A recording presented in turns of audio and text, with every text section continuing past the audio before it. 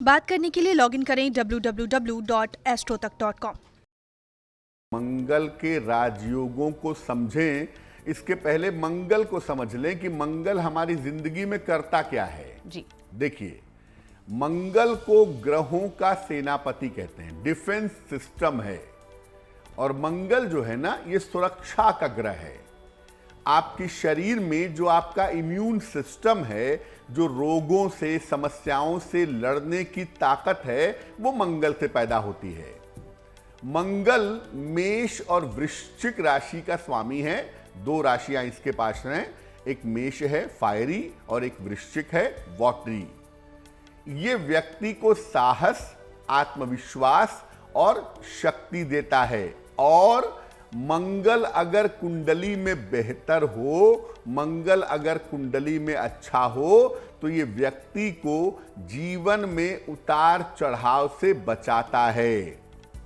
मंगल अगर किसी कुंडली में राजयोग देता है, मंगल अगर किसी कुंडली में राजयोग कारक होता है, तो व्यक्ति बहुत कम उम्र में, लगभग 23-24 साल से ही उसको जीवन में सफलता मिलनी शुरू हो जाती है। जैसा मैंने पहले भी कहा कि मंगल अगर राजयोग देता है, तो ये राजयोग जीवन में बहुत कम उम्र से प्रतिफलित हो जाता है, बहुत जल्दी आदमी को ऊंचाइयों पर ले जाता है। मंगल का जो पहला राजयोग है, उसे कहते हैं रूचक योग। ज्योतिष में पंच महापुरुष योगों की बात की गई है। इसमें से अगर एक योग भी कुंडली में है, आपको आगे बढ़ने से कोई नहीं रोक सकता। और ये मंगल का पंच महापुरुष योग है। अगर कुंडली में मंगल मेष, वृश्चिक या मकर, यानी 1 नंबर में हो, 8 नंबर में हो या 10 नंबर में लिखा हुआ हो, तो ये योग बन जाता है। और अगर कुंडली में रोचक योग है, तो व्यक्ति बहुत ज्यादा पराक्रमी होता है, बहुत साहसी होता है। इस योग से व्यक्ति सेना, पुलिस, शक्ति के क्षेत्र में या कभी कभी टेक्नोलॉजी के क्षेत्र में जाता है। और अगर रोचक योग कुंडली में है, तो व्यक्ति अपने क्षेत्र में उच्चतम पदों तक, मैक्सिमम पोजीशन तक पहुंचता है। ये योग बहुत सारी शक्ति देता है, बहुत ताकत देता है। लेकिन याद रखिए कि अगर ये योग कुंडली में है, तो अपनी ताकत का दुरुपयोग मत करिए। ज्यादा से ज्यादा लोगों की अगर आप सहायता करें, तो आपके लिए बहुत अच्छा रहेगा। मंगल का जो दूसरा राजयोग है, उसे कहते हैं लक्ष्मी योग। कहीं कहीं पर इसे लक्ष्मी नारायण योग भी कहते हैं। कैसे बनता है ये? अगर किसी कुंडली में चंद्रमा और मंगल एक साथ हों और ये केंद्र या त्रिकोण में हो, तो निश्चित रूप से लक्ष्मी योग बन जाता है।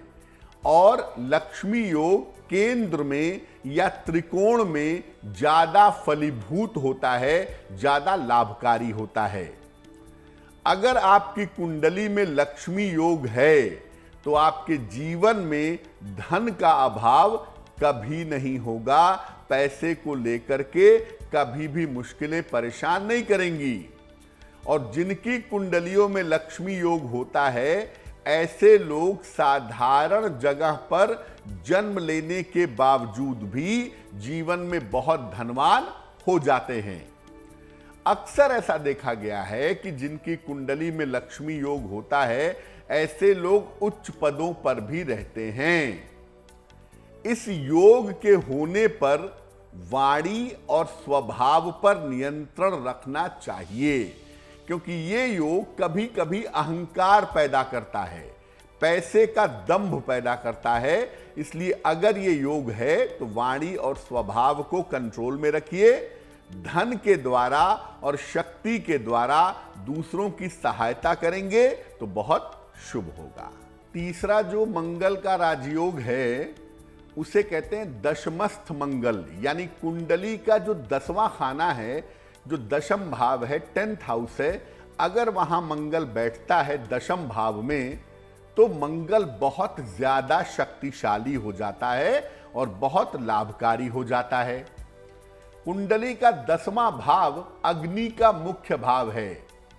और यहां पर मंगल विशेष शक्तिशाली हो जाता है, क्योंकि मंगल को यहां दिशा बल मिल जाता है, डायरेक्शनल स्ट्रेंथ मिल जाती है, बहुत शक्तिशाली। दशम का मंगल बहुत ताकतवर होता है। अगर कुंडली में दशम का मंगल होता है तो व्यक्ति अपने परिवार का और अपने कुल का नाम रोशन करता है।